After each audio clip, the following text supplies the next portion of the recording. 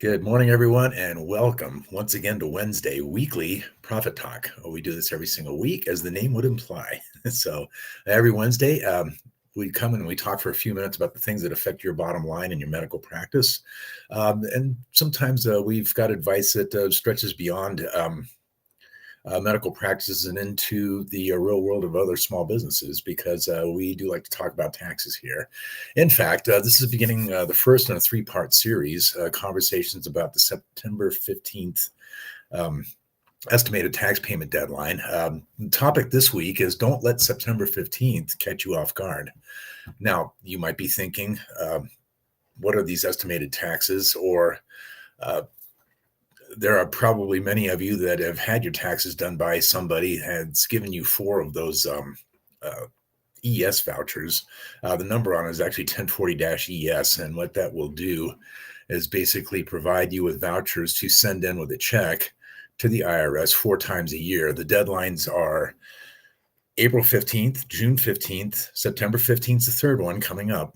And then you have the final one 15 days after the end of the year, January 15th. And what these have in common is that they're basically pay-as-you-go estimated tax payment deadlines. You don't have to send your money in to the nanny state with every single pay event like you would if you were a W-2 employee. You only have to calculate this four times a year, but getting this right is critical. And if you're doing those vouchers, there's a very strong chance that you're either underpaying or overpaying based on the actual performance of your business, of your medical practice during this period of time. Now, let's go ahead and we're going to bring up some visual stuff here. Let's see right there. And thank you for your patience. Here you go. So, as I discussed, you may have those vouchers and you might actually be paying attention to last year's tax preparer when they presented you this in March or April and maybe making those payments. So you could be sitting there thinking, well, I got this covered because I'm paying in. But how do you know? A good estimate based on actual performance means that you want to go through the most recent month's end and basically calculate what your income is. In this case, it's going to be January through the end of August. Now, lucky us, that's 8 months out of 12. So it's a simple multiplication of a factor of 1.5. You want to turn 8 months into 12. So let's say, for example, your practice has, after all expenses, you've got a net income bottom line on your profit and loss statement of $200,000. Well, simple. Multiply that by 1.5, and at the end of the year, you should have 300,000. Now, this is how you make an estimate based on current performance.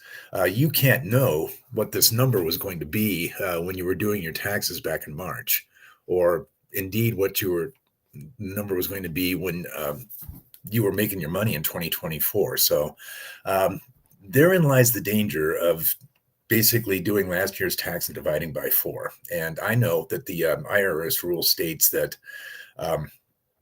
there's a 90%, 100% rule, and 110% actually, if you're going to make over $150,000.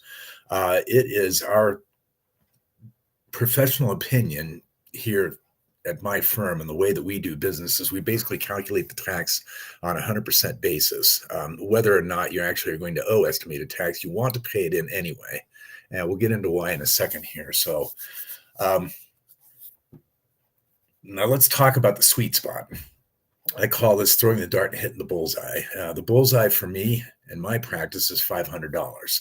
If you pay less than the tax owed in a quarter, that can result in penalties. And to put that into context, if you are going to owe more than $1,000 in tax and you have underpaid estimated taxes during the year, you will owe a penalty on the balance. That penalty is now calculated at 8%, by the way. If you pay too little, you're going to have underpayment penalties, which is a direct cost. If you pay more to be safe, and you might be doing that with your equal four vouchers, then you're basically giving the IRS more money than they deserve, and you're giving them an interest-free loan. Let's say, for example, you're going to owe $5,000 in taxes for the tax year 2025, and you've paid in $7,500. That's $2,500 that you should have been actually spending yourself.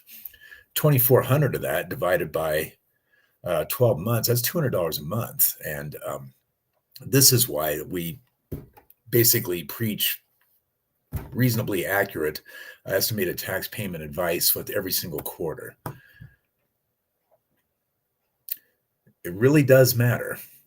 The IRS underpayment penalty, as I said, is 8%. This can be worth even thousands of dollars if your practice is affluent enough.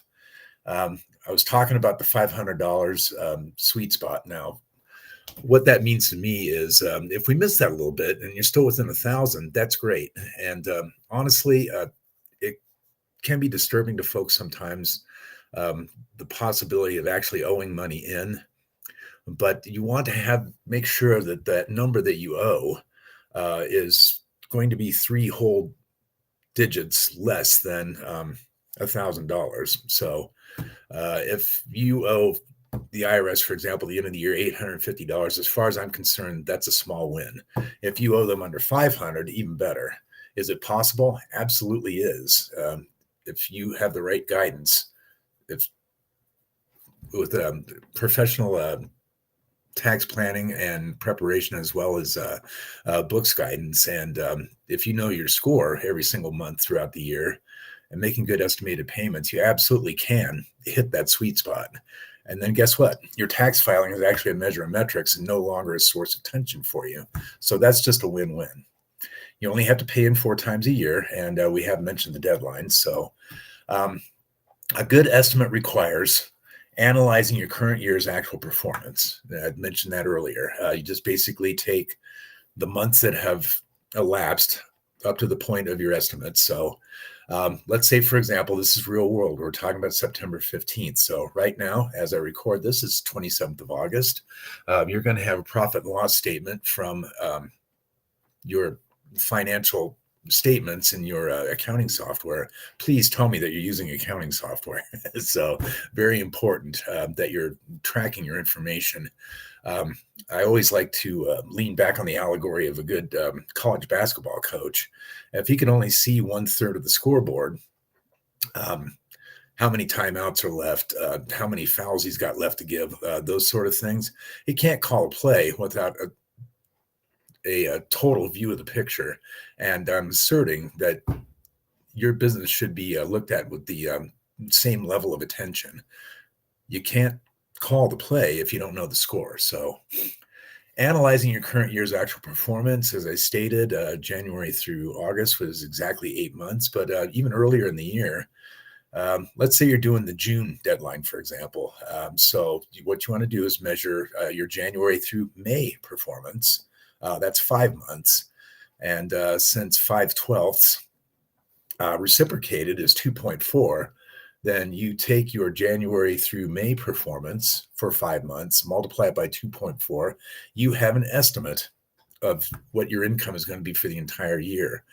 Then you figure the tax on that amount, and there are tax calculators out there, or of course, professional guidance is available to you as well, and calculate the tax on that amount. Subtract whatever payment you might have made in April, and then, of course, divide that tax amount by 1/3 because you've got 3 tax payments left. Let's talk about September, though, of course, because that's the one that's coming up. So hopefully you have been making some kind of estimated payments. If you haven't, either way, what you want to do is calculate the tax for what the 1.5 factor. Okay, so you've got your January through August performance, multiply by 1.5. That's your estimated net income for the year. Figure the tax on that amount. And now what you're doing is you're looking at any estimated tax payments you may or may not have made earlier in the year. Subtract those. And then whatever the difference is, divide it by 2 because you've got January's deadline coming up as well. So, and that's how you do that. Of course, value professional guidance. I cannot stress this enough. This is what we do very happily for a number of clients who we are creating successful tax plannings for. Luke Skywalker had his Yoda. You can think of a number of movies where the hero has a guide, and basically the story ends up happy at the end because of that level of guidance. This is a logical practice empowerment. So there's no shame in asking for expert help. If somebody comes to you and you're a general practitioner and they've got a organic focused diagnosis, something's wrong with their heart, you're going to send them to a cardiologist. So we talked last week a little bit about the dangers of do-it-yourself bookkeeping as a medical entrepreneur. Your zone of genius is medicine, not accounting. So there is no shame in getting this help. And hopefully you found this helpful. We're going to do a series on these. So the next couple of weeks, we're going to be talking about September 15th. Let's make a good estimated tax payment by the time this deadline rolls around. It is on a Monday. So even if you're push that out a little bit and you do it the second week of September, you'll have the whole weekend. And by the way, you can pay the IRS right online. Type IRS direct pay into your favorite search engine, bring up the irs.gov, make a payment site, hit the big blue button, and rock and roll. That's how you do it.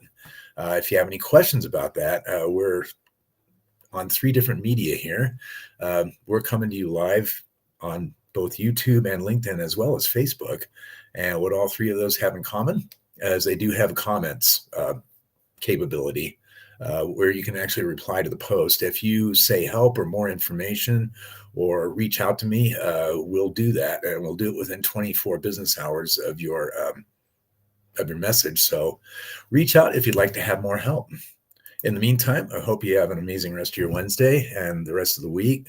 And I don't know about where you are in the country, but Colorado, we're enjoying a little bit of a cool spell here with some rain. So I hope that that's happening for you somewhere in whatever part of the United States that you're in. So have a great rest of the week. And if you have a chance, do something randomly kind for a stranger today. So with that, so long, and we will see you in September next week at 8:30 Mountain Time.